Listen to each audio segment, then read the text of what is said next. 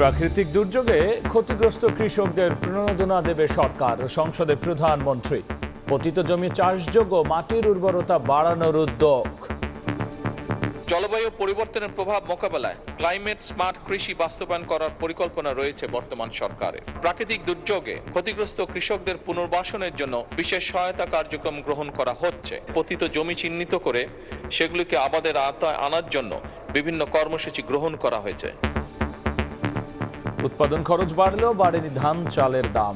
এবারও বড় 36 ও সেদ্ধ চাল 49 টাকা নির্ধারণ, দাম না বাড়ায় কৃষকের অসন্তোষ। সারের দাম বেশি, তেলের দাম বেশি, এটা কেমন করে আমাদের পোষাবে? এখন তাদের দিয়ে দেখা যায় কিছুই থাকে না, কেন এটা আমাদের লাভ কি হবে?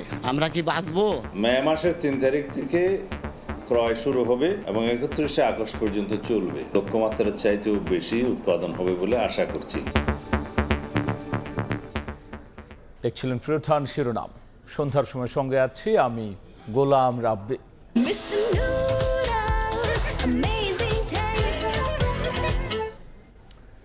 এবার অন্যান্য শীর্ষ সংবাদ। জ্বালানি সংকটে ধুঁকছে শিল্প কারখানা, উৎপাদন ধসের শঙ্কায় ক্রয়াদেশ চলে যাচ্ছে অন্য দেশে। সোলার প্যানেল আমদানিতে কর ছাড়ের দাবি ব্যবসায়ীদের। চট্টগ্রামে হামলা সংঘর্ষের প্রতিবাদে ছাত্র দলের বিক্ষোভ, গুপ্ত রাজনীতি রুখে দেওয়ার হুঁশিয়ারি। ক্যাম্পাসে ফ্যাসিবাদী চর্চা প্রতিহতের ঘোষণা ছাত্র শিবিরের। বিরোধী দলকে মোকাবেলায় পাল্টা কর্মসূচি দেবে না বিএনপি, সংসদে মতবিরোধ নিরসনের আহ্বান মির্জা ফখরুলের।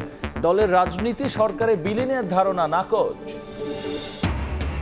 গণভোটের রায় বাস্তবায়ন নিয়ে শঙ্কিত 11 দল, সংকট সমাধানে বিএনপিকে এগিয়ে আসার আহ্বান।